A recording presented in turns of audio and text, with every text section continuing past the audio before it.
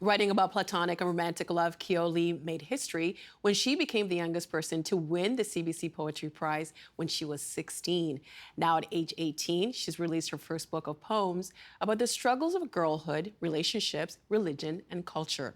The book is called I Cut My Tongue on a Broken Country, and Kyo Lee joins us now for more. Hi. Hi. This is such a fantastic collection of poems. The title of this collection is I Cut My Tongue on a Broken Country. The line is so powerful. What does it mean to you? I Cut My Tongue on a Broken Country is a line from one of my personal favorite poems in the collection, a love poem Between Countries. And that poem is about how we love between countries, you know, as countries, but also people from different countries. And for me, it's first of all about two things. One, about the country itself. For me, when I was writing it, it's about Korea because it is literally broken into North and South Korea. But the reason I like it is that I think it's resonant for a lot of people because all countries are at least a little bit broken.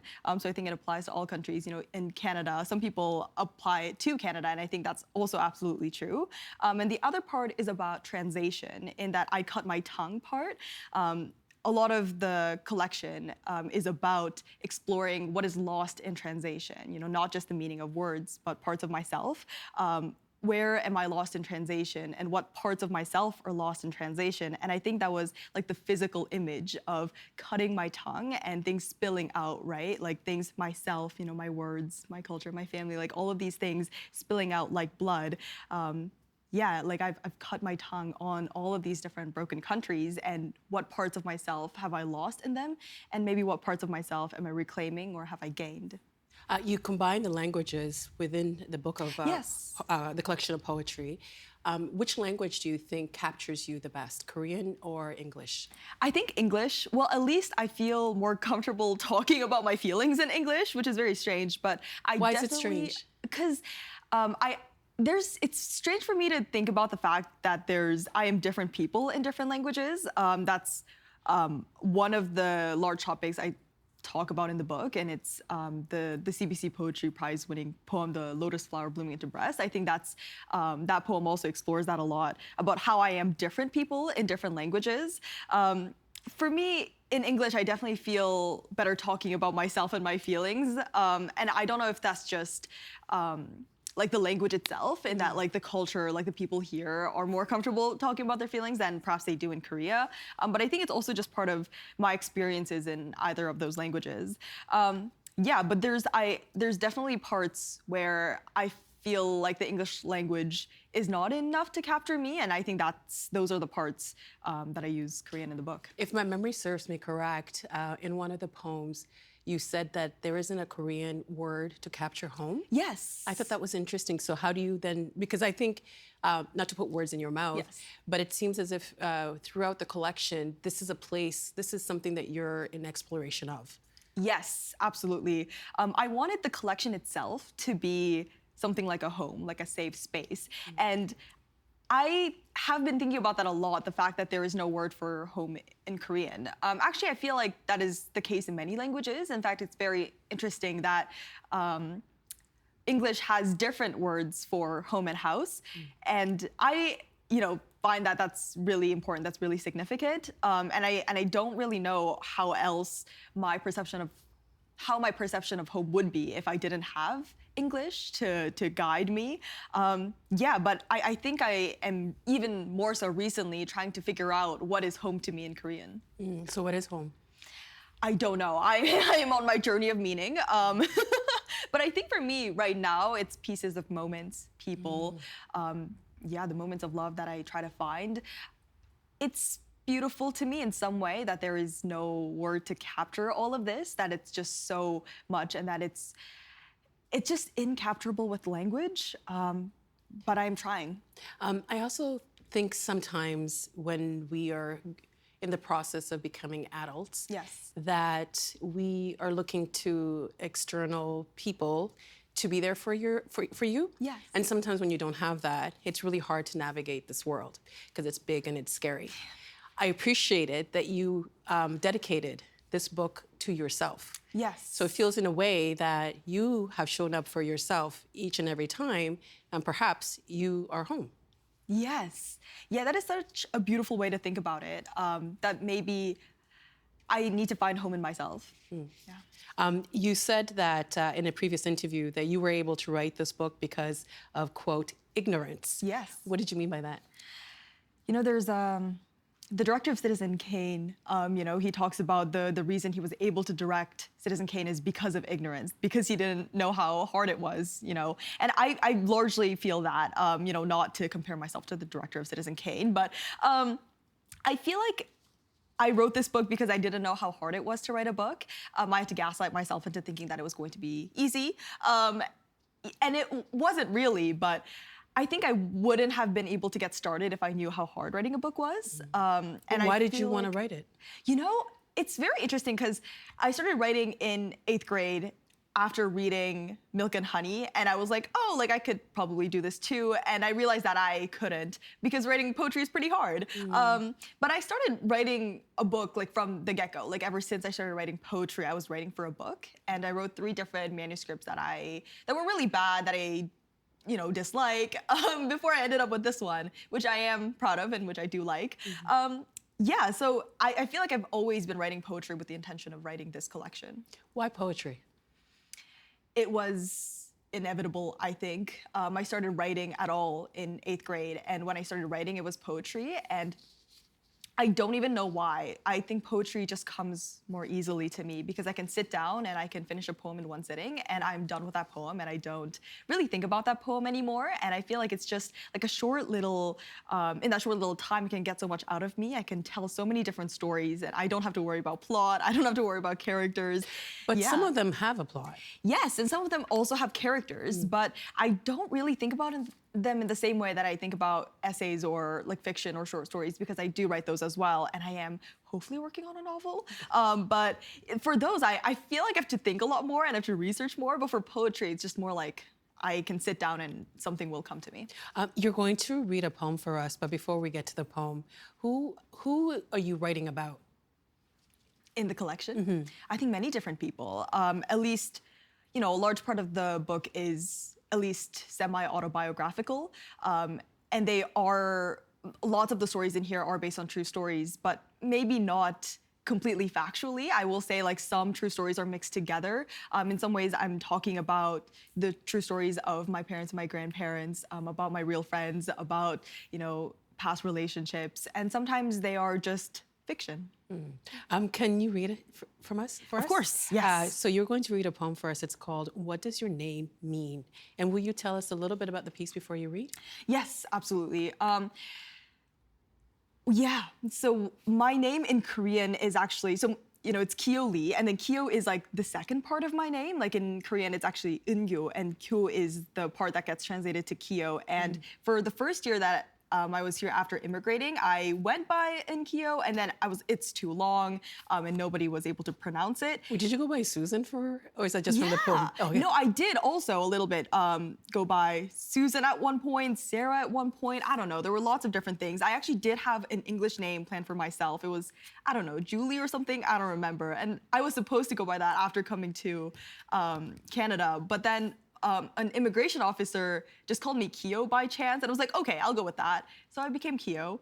And it's very strange to think that your name has so much to do with you, right? And the fact that I have changed my name so many different times, when I was young, when I was like 6 or 7, so that I would be more convenient for people. Which That's an interesting word. So you would be more convenient for people. Yes, so that people would find me more digestible maybe and find me like less like hard, just like even beginning with my name.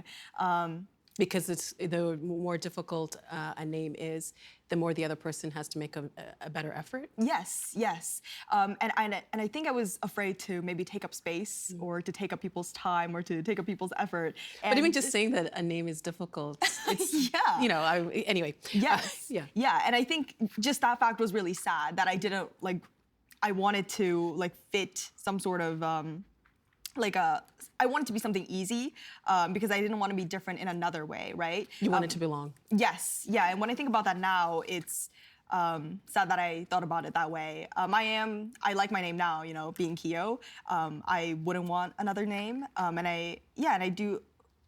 proud of it now. But I think it took me some time to get to where I am. Okay. What does your name mean? Kyo. Beauty, moonlight, laughter, to teach, to choke, unite in Japanese. To draw a line down your name and watch the gap widen into parallel barricades.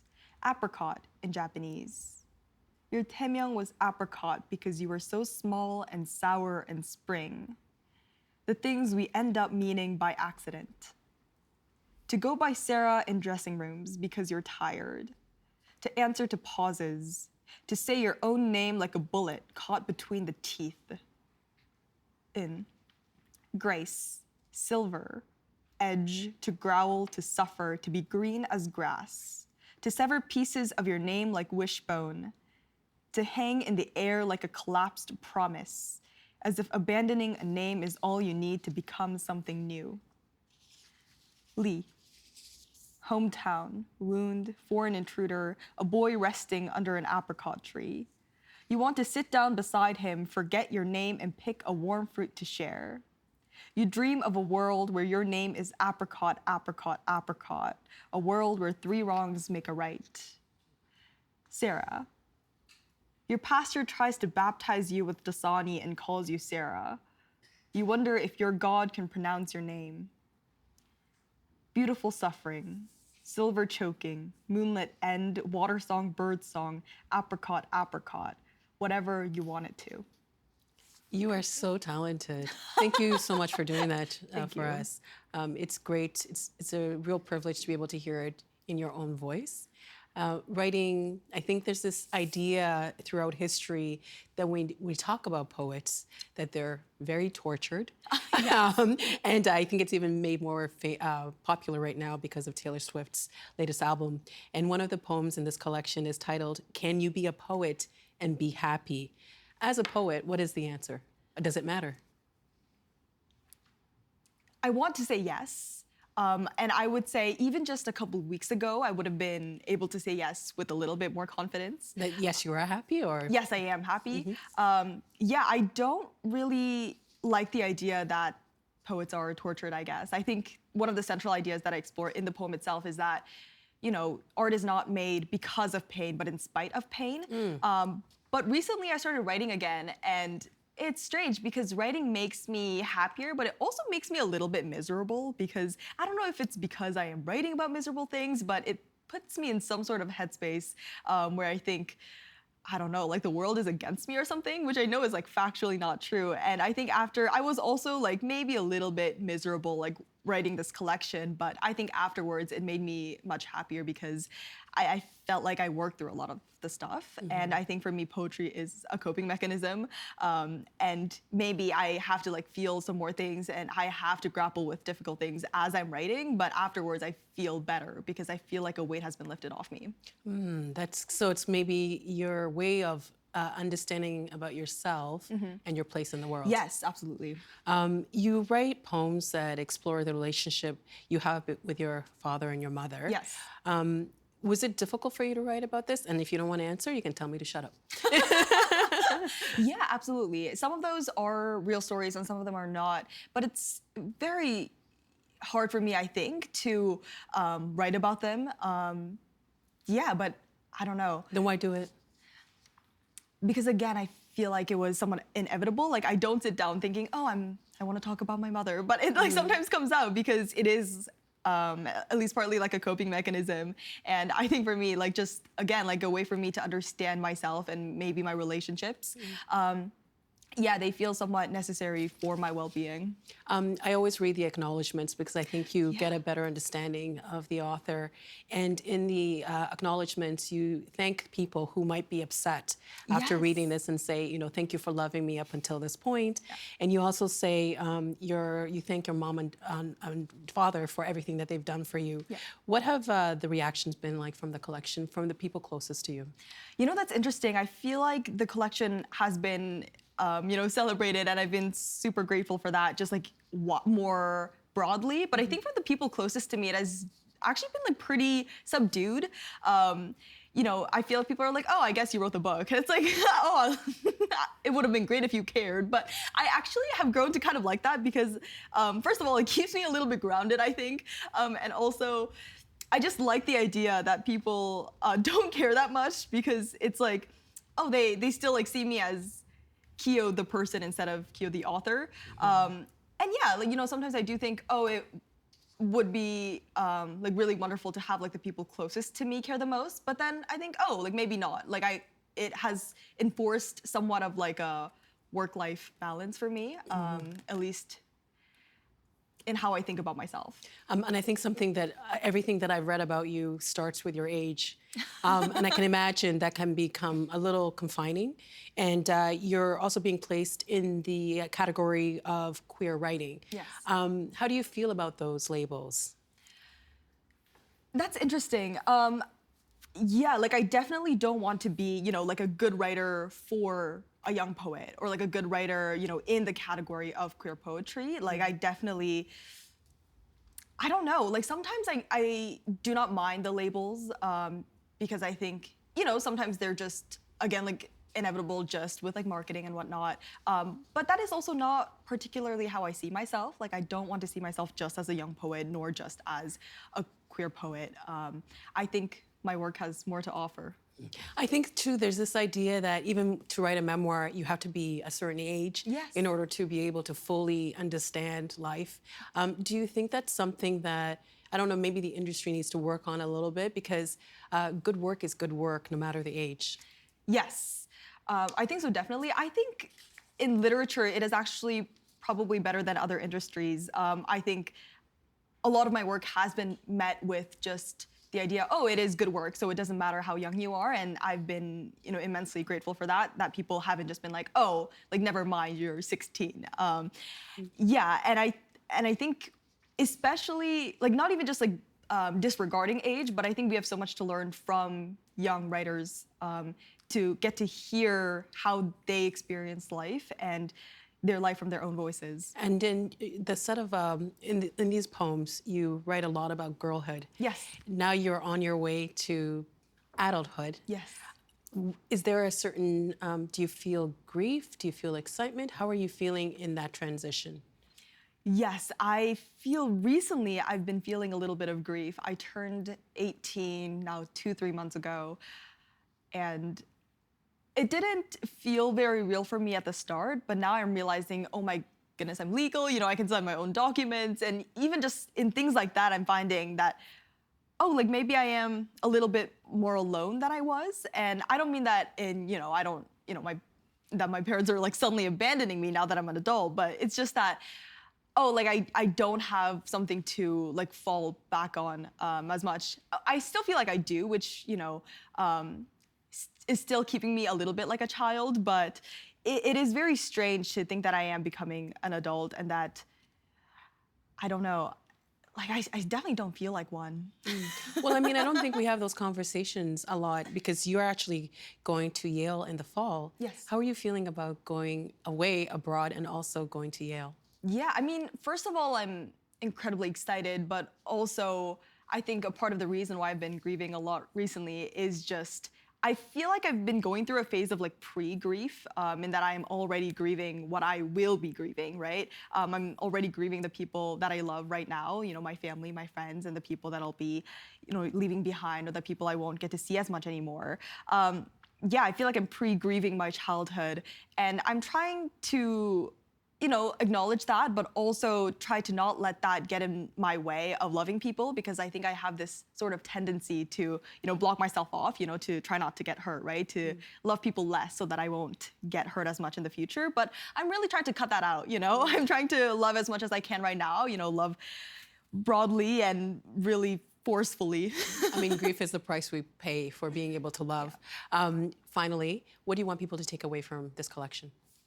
I want people to feel safe while reading it. I hope you find some sort of meaning in it. I like the idea that writing is a collaborative process. You know, I'm always dependent on readers to find their own meanings, right?